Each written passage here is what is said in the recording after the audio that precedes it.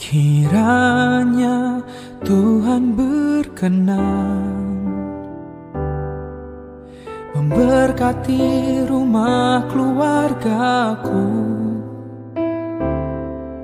Apa yang telah Tuhan berkati, diberkatilah untuk selamanya. Sebab Tuhan melindungi, Tuhan menyinari dengan wajah-Nya,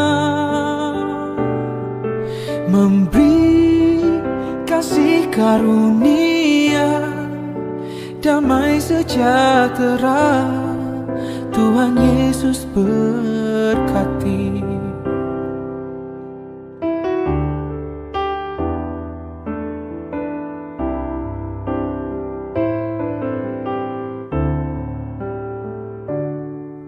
Kiranya Tuhan berkenan memberkati rumah keluargaku. Apa yang telah Tuhan berkati, diberkatilah untuk selamanya.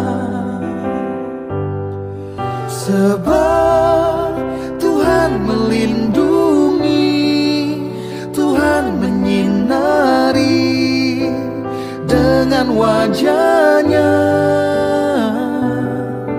memberi kasih karunia, damai sejahtera. Tuhan Yesus berkati.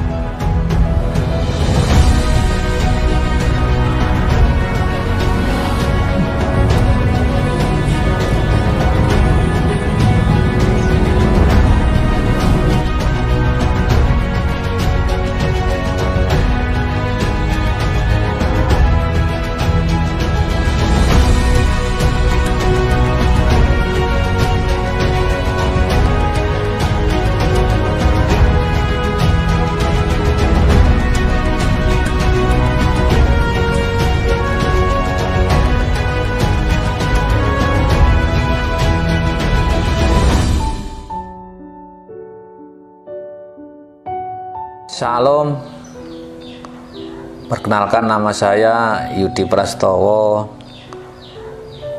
beralamat di Dusun Kerambil, Desa Pangkal, Kecamatan Sawo, Ponorogo.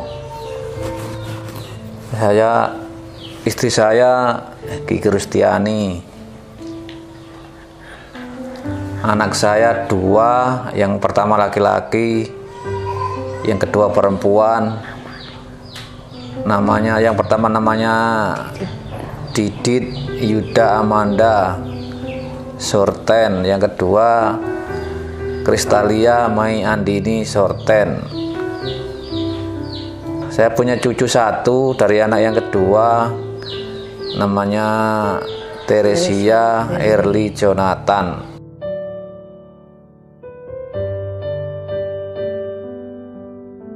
Kami anggota Jemaat GKJ Ponorogo, kelompok Sawo. Kegiatan sehari-hari nyari makanan ternak karena saya bertani.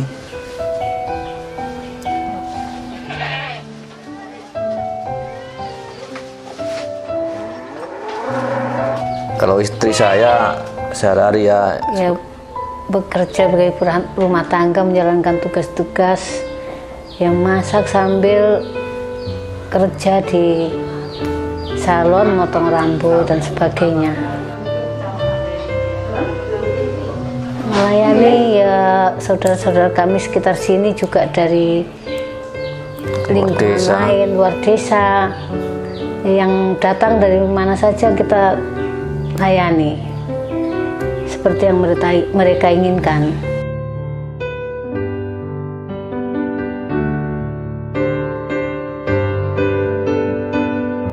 Saya mengenal Kristen dari kecil, sejak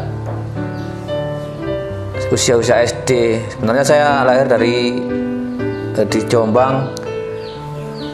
Saya lahir dari keluarga Muslim, orang tua saya dua-duanya Muslim. Saudara-saudara Muslim. Saya mengenal Kristen awalnya ikutan bude, merayakan Natalan, ibadah di gereja. Saya ikut bude di Jombang sana. Ya, lama-lamaan saya terbiasa ikut masuk gereja. Terus lepas SD saya masuk di SMP yang peryayasan Kristen di SMP Kangoro sana. Pas SMP saya masuk SMA juga di yayasan Kristen. Nah, di situ saya lebih mengenal Tuhan Yesus lagi. Sering masuk gereja di sekolah, kalau minggu di sekolah kalau ada pelayanan gereja saya ikut gereja. Jadi lama-lama bisa mengenal Tuhan Yesus lebih jauh lagi. Saya merasa senang dan bergembira waktu masuk gereja, kumpul sama teman-teman yang seusia sebaya, dan juga bisa bergaul sama orang-orang. Ya senang, bahagia begitu di gereja perasaan. Orang tua nggak ada masalah, nggak nentang saya masuk gereja. Orang saudara-saudara nggak ada yang menentang, kayaknya bebas begitu orang tua saya. Lepas SMA saya diajak kakak saya yang pertama melamar pekerjaan di Ambon. Kebetulan waktu kakak saya kan jadi pelayaran, saya diajak ke sana masuk perusahaan yang kakak saya bekerja, ikut pelajar juga. Di kapal tuh 3 bulan sekali baru mendarat. Nanti di darat seminggu, kalau ada kerusakan mesin ya mungkin seminggu berangkat lagi ke laut.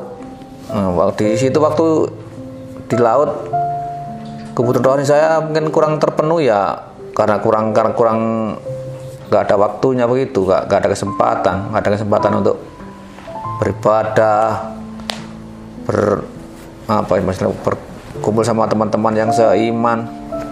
Cuma di laut saja kadang-kadang kalau ada waktu bersama teman-teman ngajak ibadah ya ikut ibadah. Kalau masalah sembahyang kita lakukan hari-hari di kamar sendiri-sendiri, kayak baca Alkitab gitu.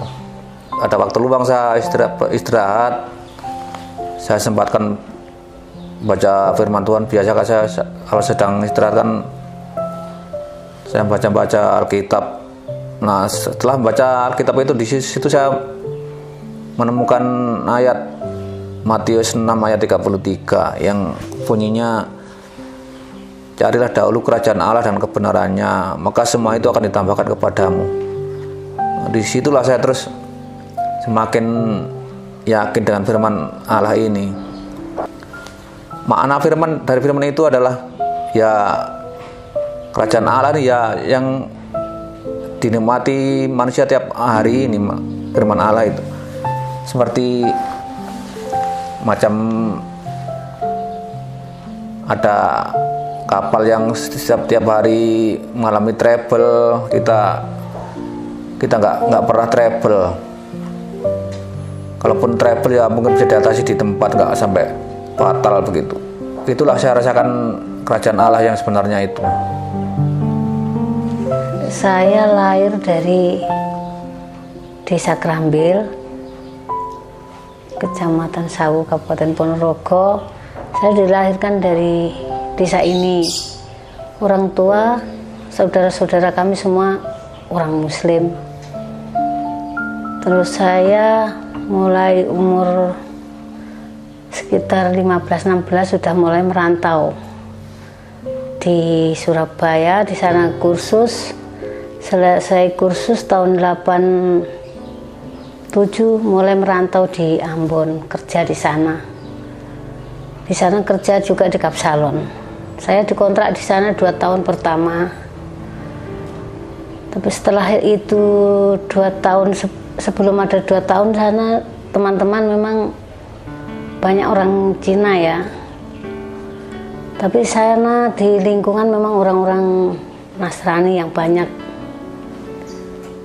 Terus di sana itu kok saya memang setiap mau pulang ke tempat kos itu kan melewat ke gereja sedekat situ. Saya seringkali mendengarkan kayak lagu-lagu gereja, khotbah-khotbah itu saya merasa ingin masuk ke gereja. Terus saya tanya sama teman-teman yang memang agamanya Kristen di sana, persyaratannya apa sih masuk ke gereja itu? Teman saya, apa kamu ingin masuk ke gereja? Iya, saya kok punya keinginan masuk ke gereja, jadi orang Nasrani. Setelah itu saya hari Minggunya, memang saya libur kerja kalau hari Minggu. Terus saya ingin ke gereja, di sana di gereja dekat kontrak situ, gereja PTL di daerah Merdeka. Di sana itu saya masuk, mendengarkan lagu-lagu rohani itu rasanya hati saya kayak terharu gitu. Terharu, senang. Terus rasanya itu kayak adem gitu. Rasanya itu senang sekali gitu, kayaknya betul-betul ada kedamaian ada di dalam diri kami. Setelah itu saya suruh teman sebelah kamar itu suruh ngajari kayak lagu-lagu rohani, baca firman itu, ayat-ayatnya ini tuh saya juga belum tahu, kayak di Alkitab itu kan ada tanda-tanda gitu aja. Saya suruh belajar itu. Setelah setiap malam gitu pulang kerja, saya panggil teman sebelah kamar tuh ngajari nyanyi-nyanyi gitu. Pada akhirnya setiap minggu saya ikut ke gereja. Ikut ke gereja itu ya memang kayaknya mendapatkan kedamaian tersendiri. Rasanya senang. Setiap bangun, pokoknya bangun pagi, sore itu rasanya semangat sekali. Setelah itu ya sampai terus saya ikut ke gereja, tambah yakin bahwa mengikuti Kristus, jadi orang Kristen itu memang betul-betul nyaman, betul-betul mendapat kedamaian. Setelah di sana 2 tahun masuk Kristen, saya dibaptis oleh Ibu Pendeta Neti Rajawani, orang dari Maluku. Dibaptis di sana. Terus setelah itu juga saya tambah lebih nyaman dan lebih percaya bahwa Tuhan Yesus itu memang selalu ada buat saya setiap saat, setiap waktu, dan setiap hari. Pada waktu saya di sana itu kesulitan apapun, kami belajar berdoa dan memohon kepada Tuhan Yesus Kristus. Berikanlah kami di sini kesabaran dan ketabahan untuk menjalankan pekerjaan sehari-hari, agar kami bisa mendapatkan teman-teman di sini baik, bos saya juga baik. Ternyata memang itu saya mendapatkan bos sampai sekarang juga masih ingat sama saya, begitu baiknya. Di saat itu juga bos saya itu sangat senang sekali saya ikut masuk Kristen itu. Waktu saya baptis terus di CD itu, namanya bos saya itu membantu acara-acaranya itu. Terus diberi semangat, kamu betul-betul yakin jadi orang Kristen, kamu yakin, betul-betul yakin tidak dapat marah dari keluarga kamu. Saya bilang enggak, saya tidak takut dimarahi. Karena memang saya betul-betul yakin jadi pengikut Kristus untuk selamanya.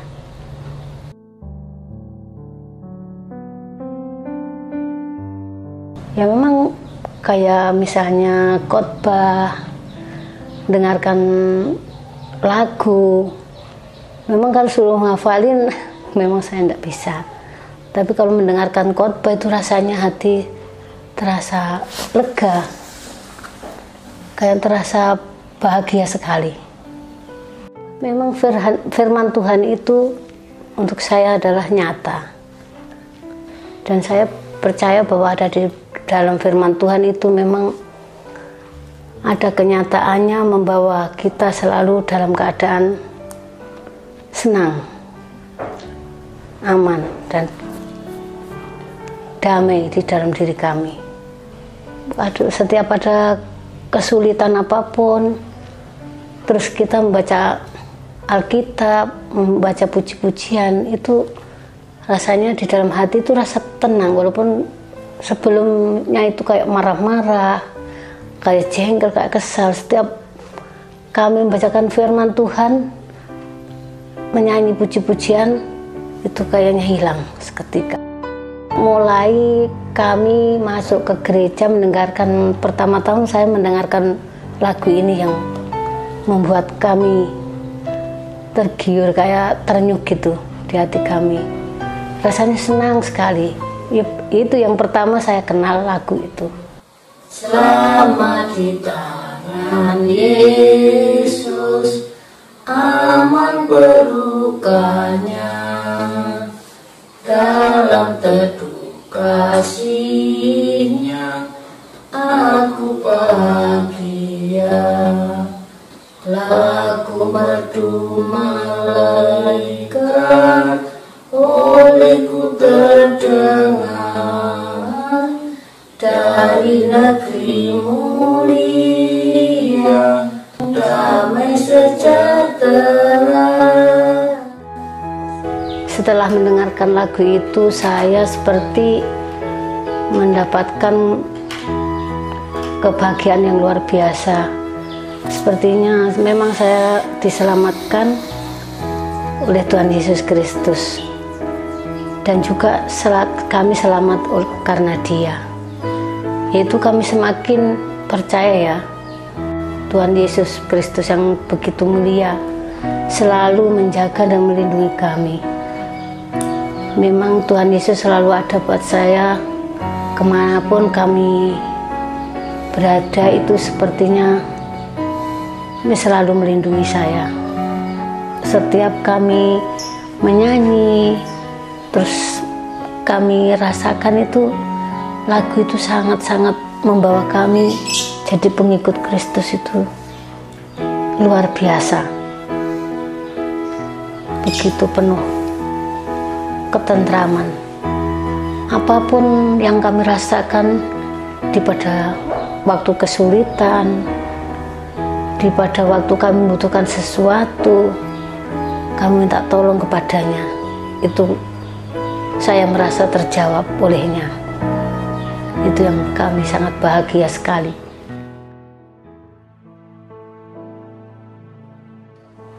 Setelah menikah, terus saya dikaruniai anak yang pertama itu di sana. Terus anak saya juga baptisnya sudah besar, soalnya mondar-mandir waktu sana kerusuhan diajak pulang, ngungsi di Jombang, bapaknya di Kendari. Anak saya waktu itu yang perempuan masih umur 7 bulan saya pulang, waktu kerusuhan Ambon.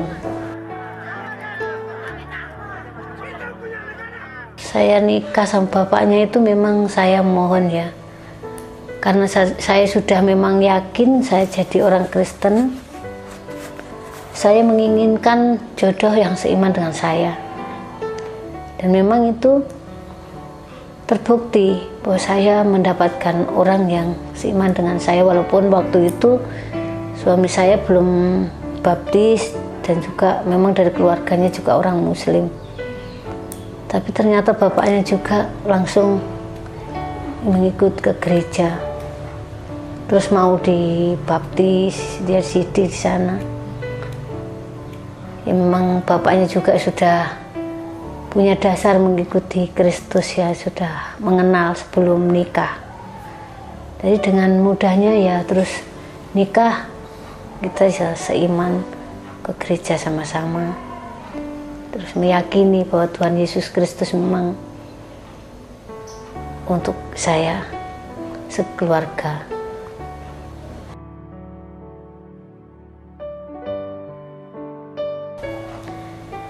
Setelah kami di sini sampai berapa tahun ya, saya rindu sekali ingin pergi gereja. Sama anak-anak itu sudah, anak yang kedua itu sudah umur 2-3 tahun, itu saya berusaha untuk mencari gereja ya di Ponorogo. Pertama saya menemukan gereja satu di dekatnya alun-alun, tidak tahunya gereja Katolik. Di sana, sini Bu, sini gerejanya di sini gitu. Terus saya balik lagi pulang.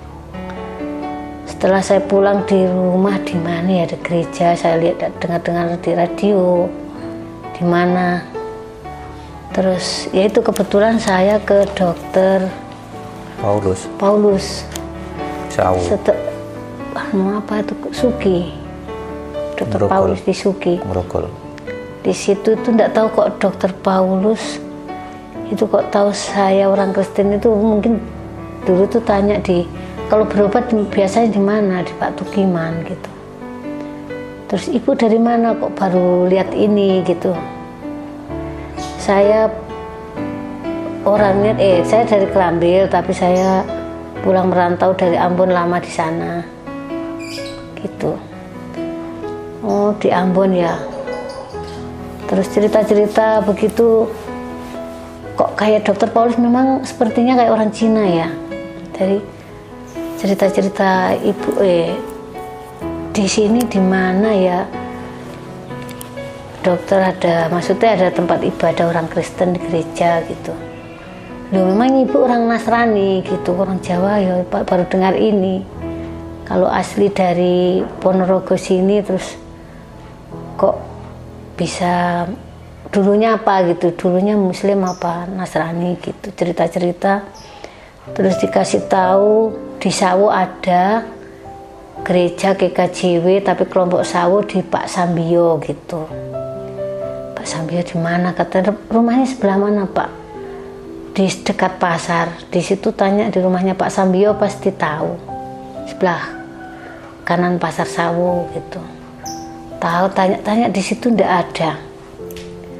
Terus kalau ndak tanya di Pak Tukiman, di sana ibadahnya gitu. Terus besok paginya saya pagi-pagi udah ke Pak Tukiman, terus tanya di sini apa tempat ibadahnya orang Kristen gitu dari GKJW. Di situ Pak Tukiman ya senang sekali ya menyambut, maksudnya ada teman baru, ada warga baru di sini. Terus cerita-cerita begini, terus ya lama sampai siang di sana cerita-cerita sama Bu Tukiman. Kalau ibadah setiap minggu di sini pagi jam 8. Terus nanti kalau ada kegiatan yang apa itu kumpulnya di Induk, di GKJW pusat gitu. Jadi mulai itu saya tiap minggu berusaha untuk pergi ibadah. Padahal jangkau dari sini ke dengan naik bis Lumbang 3 kilo. Setelah itu tunggu bis sampai berjam-jam. Jadi berangkat dari sini pagi sekali, supaya bisa ikut ibadah tepat waktu. Nanti pulangnya sampai rumah ya sampai jam 12, sampai dari Lumbang jalan kaki sampai sini belum ada kendaraan sama sekali, belum ada sepeda, belum ada mobil-mobil ke jalan masih makadaman. Pasar belum ada, jalan masih makadaman besar-besar sekali, masih tanah sini. Itu saya berusaha hujan deras saja sama jalan kaki sama anak-anak untuk pergi ibadah di Sawo, agar saya pikir biar anak-anak cepat mengenal Tuhan. Walaupun kami hidup di kampung, saya kenalkan anak-anak kami kepada Tuhan Yesus Kristus.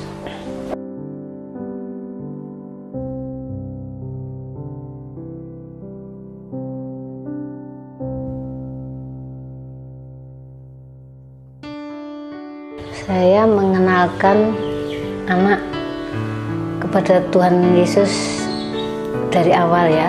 Mulai kita ketemu gereja, tempat ibadah. Ya kita ajarkan walaupun kami tidak begitu maksudnya belum begitu memahami akan firman Tuhan kayak seperti Alkitab, karena ibadah kita kelompoknya juga kurang, ya cuma belajar sendiri. Tapi kita ajarkan anak-anak itu supaya anak-anak itu mengenal Tuhan pertama-tama melalui kita jangan berbuat misalnya kejahatan ya. Pertama, nakal dari kecil itu suka bohong, itu ada dosa, tidak boleh. Berkelahi sama teman juga dosa, tidak boleh. Jadi mengajarkan sedikit demi sedikit untuk mendidik anak kami biar jadi anak itu bisa lebih mengenal Tuhan dan juga lebih mengenal bahwa perbuatan yang tidak baik dosa. Dia takut rasa itu. Takut akan Tuhan, dikenalnya agama dari kecil, yaitu Tuhan Yesus Kristus. Jangan sampai anakmu nanti nek wis gede ninggalne Tuhan Yesus. Seperti ibu ngandani sampean karo masmu. Itu diajari sing nurut, sing wedi karo wong tuwa, karo sampean karo bapake. Dadi kudu diajari, dilatih menghormati bapak ibu. Aja sampai bisa wis gede kenal karo kanca-kancane apa meneh sing wis kenal pacar, aja sampai ditinggali, kudu diiringi.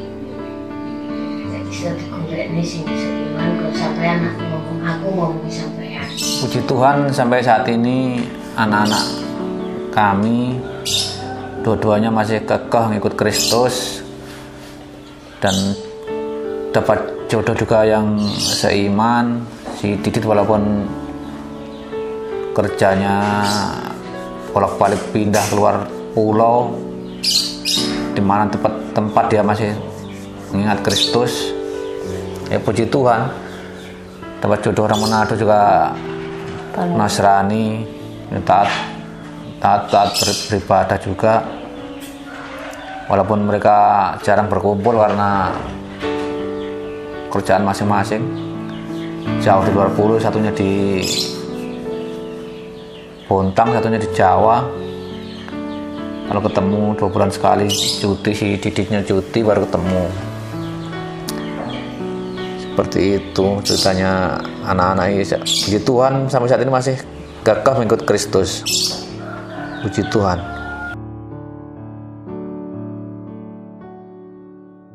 Pertama dari orang tua, bapak ibu, dari saudara-saudara dan juga teman sekeliling kami, itu harus saling mengasihi. Kita tidak boleh saling mengejek, tidak boleh saling bertengkar, kayak saling menghina. Kita tidak boleh. Kita berbuat baik, misalnya kita ngajari kasih. Kalau kamu bersama teman-teman, misalnya di sekolah, di rumah, di mana saja kamu mempunyai sedikit makanan atau apa saja ya, kita harus dibagi sedikit demi sedikit. Jangan dimakan sendiri, tidak boleh, misalnya seperti itu. Kita kalau teman kamu misalnya berkelahi, kamu harus bisa harus bisa kasih saran, jangan seperti itu, tidak boleh. Terus misalnya di mana saja anak kami, kalau misalnya pergi ya, mulai dari kecil sampai dewasa, kalau pergi kemana-mana, kamu jangan sok berkelahi sama teman, harus saling mengasihi sama teman. Semua itu karena saudara kita. Tidak boleh membenci, berkelahi maupun menghina, tidak boleh.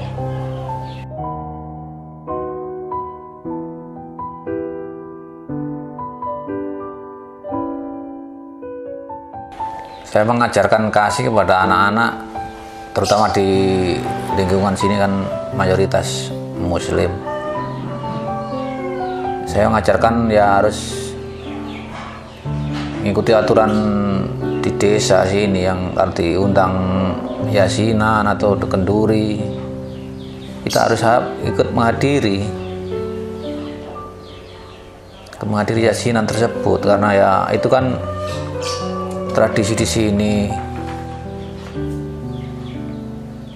Kan juga kita harus saling menghormati satu sama lain.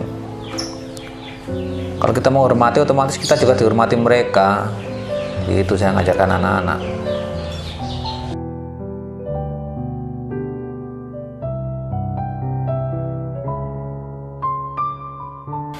Kalau saya masalah jodoh, saya tekankan pada anak-anak ya, kalau bisa cari yang seiman, jodohnya seiman. Masalahnya kalau seiman itu gampang, nyetirnya gampang, nggak jalan masing-masing. Seperti itu. Ya, mungkin mereka juga nggak banyak melawan kalau dikasih saran, tekanan begitu. Mungkin jika mereka berkaca pada orang tuanya, kali orang tuanya kan sama-sama ya seiman, nggak banyak cekcok, adem ayem di dalam keluarga begitu.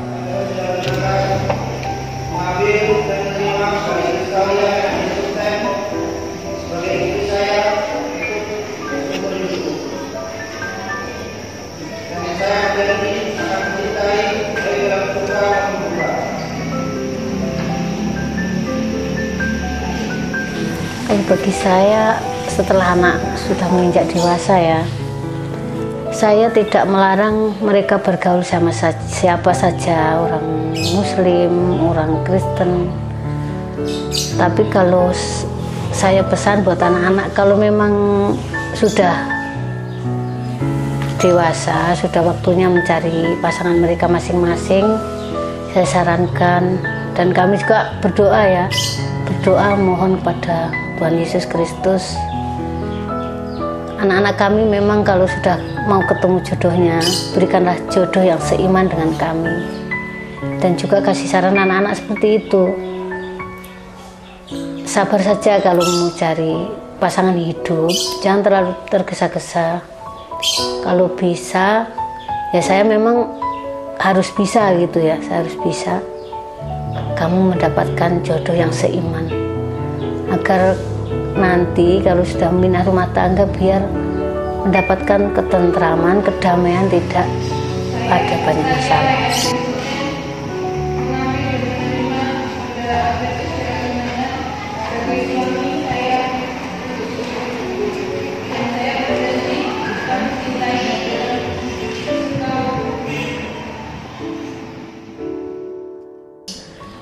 Karena jadi pengikut Kristus itu adalah orang yang istimewa dan penuh kebahagiaan dalam rumah tangga.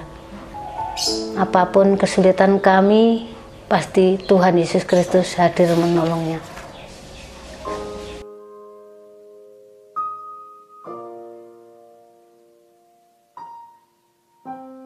Nanti misalnya kamu dapat jodoh ya yang beda keyakinan, kamu pasti sulit mengatur anak-anak ya. Misalnya kalau sudah anak-anak, nanti anak-anak jadi bingung mau pilih ikut mama atau papanya.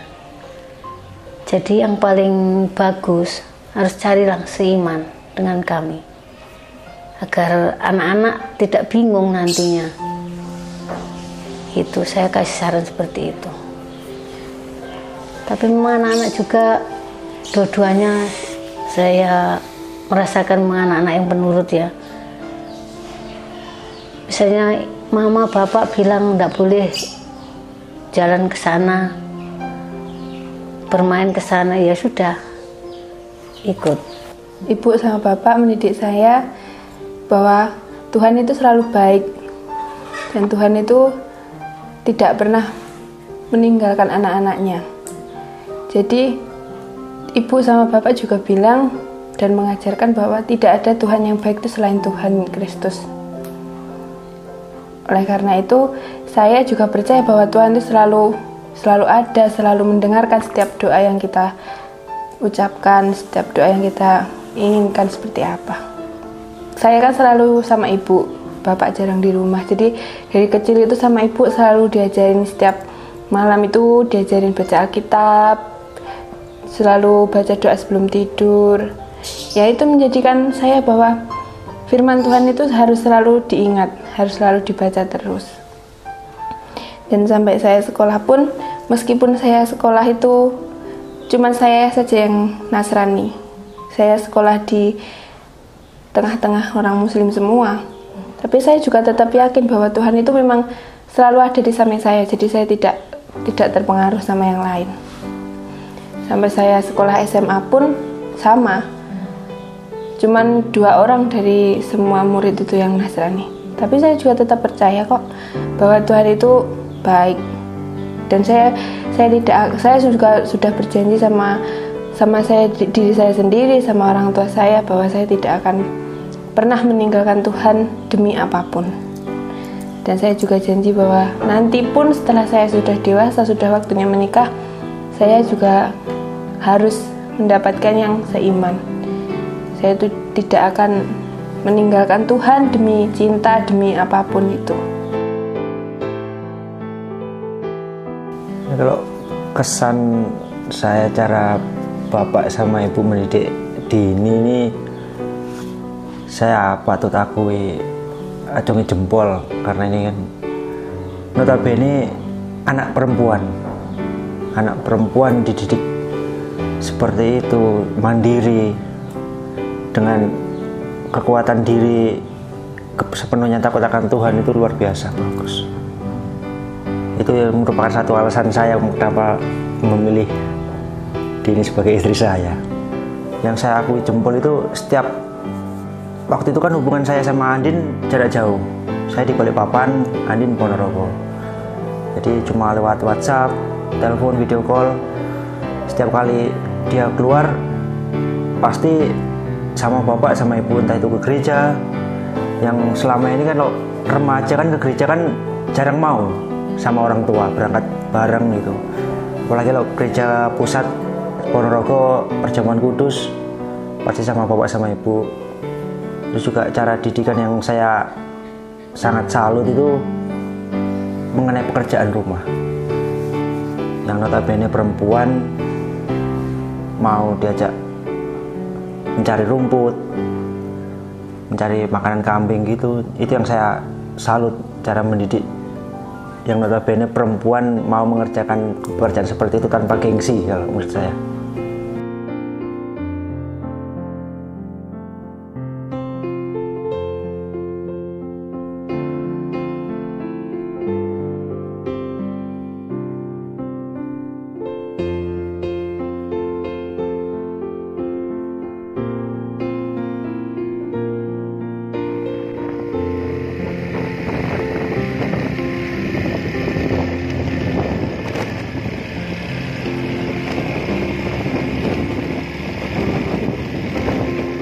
Saya bersyukur sampai saat ini anak-anak kami masih tetap jadi pengikut Kristus, dan kami juga sangat berterima kasih karena ini atas doa-doa kami.